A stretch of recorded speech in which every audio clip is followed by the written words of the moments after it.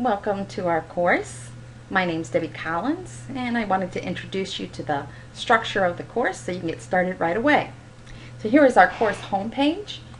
It will look a little bit different for you because I'm the instructor. I see a little bit more, but over to the left you will have a menu on the sidebar. And most of the content I've placed in the middle here, and I will be adding content from week to week. So you see the week 1 content right now.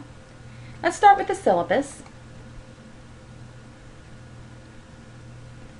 So the syllabus gives information on how to contact me, and we have something called Tech Time.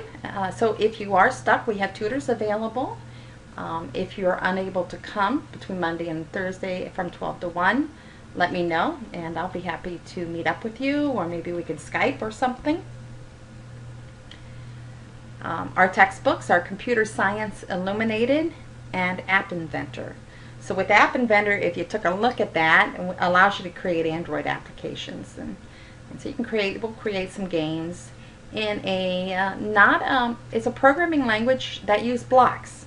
So to eliminate some of the difficulty, it's a fun software to learn at first, fun way to start learning programming. You will need App Inventor, and it's freeware. It's from MIT, created it. I'll give you directions on how to install that. We won't begin that till about week 4.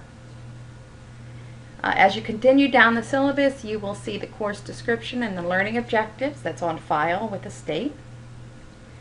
Assessments means how I'm going to determine your grade. So overall there will be discussions. We'll have written assignments. We'll have these labs like with our App Inventor, and we'll have some quizzes over each unit. We will also have a binary quiz. I do want to talk about the binary quiz. These online quizzes right here, they're within Canvas, and they're open book. It's almost like an assignment. You have 20 minutes to do it, but they're just 10 questions just to review the material covered in the chapter. But the binary quiz, there's only one binary quiz to take, but you must pass it with 70% or better. And the reason we do this is if you're moving on in the computer specialist degree, it's very important to understand how binary works. We've had students with big difficulties getting through our networking course because they've had difficulties with binary. If you don't pass the first binary quiz, then there's a version 2, and I've written a version 3 and a version 4. So you get to retake them. They are proctored. You must go down to the ILC testing room to take these binary quizzes. If you don't live in the Quad Cities, let me know and we'll find another proctor for you. We also have a proctored midterm and a proctored final exam. I will have a review before both of these so you get an idea of the content. Okay. As you go down, you will see my grading scale. I always do 90, 80, 70, 60. And I have the tentative points. And so for each of these assessments I was talking about earlier, here I'm listing the points for each of them and approximately how many. Now this may change. So if this does not change, there's 850 points total for the course. Then finally, some information about the college and some information about where you go for these proctored exams I had mentioned. I am working on the calendar, so the calendar lists a lot of information.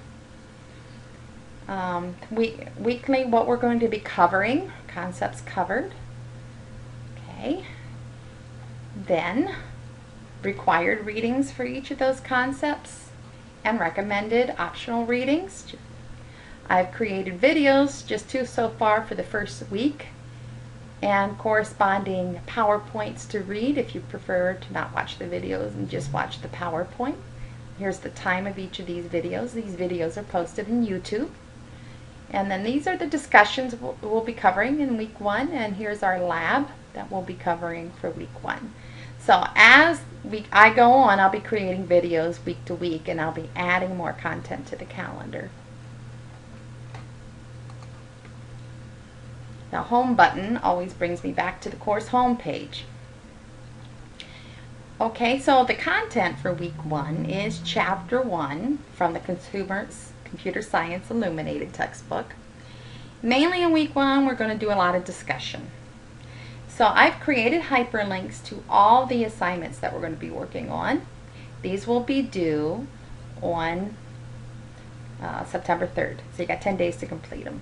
I want you to begin with a little mini bio. Introduce yourself to the class so that we get to know you. And about all discussions, this is college, so I'm expecting proper grammar. I'm expecting that you spell correctly. One other thing, if you don't just copy and paste from a web page, do document any material that you got from another web page.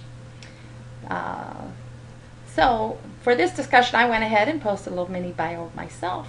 So I try to model for you what my expectations are for the discussions. So back to the home page. There's a number of ways actually to get to these discussions. There's always more than one way. The hyperlinks are right here. That's probably the easiest. But there's also a discussion button here. Okay, and you'll also find everything. Discussions, assignments, quizzes, and labs right here in the assignments link. I'll click over here to the discussion button.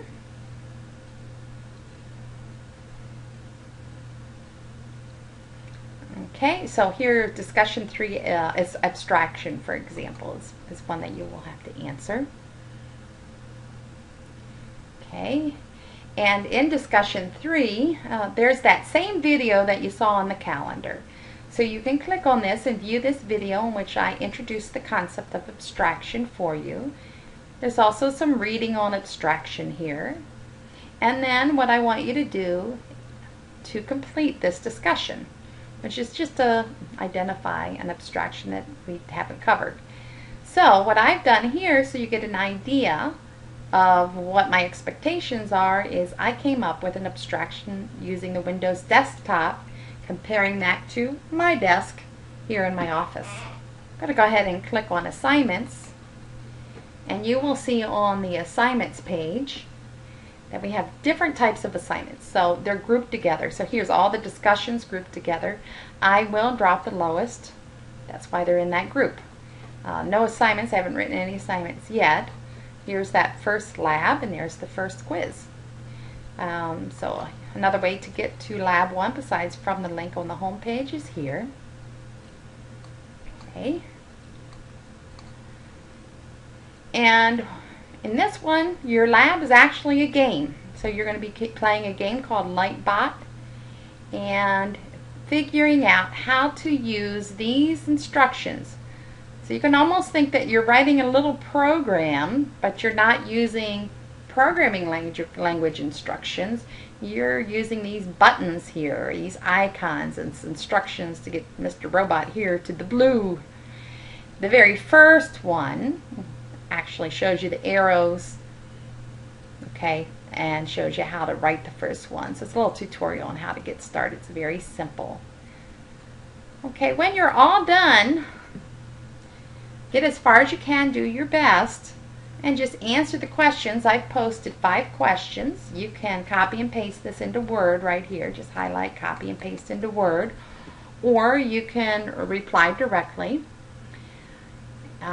So here's, if you just answer these questions, you're getting full points. So you might get stumped, especially this last recursion one is difficult. It's not easy. I got it eventually. So you might get stumped, but that's okay. Just try it and describe your experience doing it, and you get all 20 points for it. So that wraps up what we're going to cover in week 1. And from week to week, as I mentioned earlier, I will be adding more and more content. So welcome to class. Glad to have you in class, and hope you enjoy learning to program with App Inventor.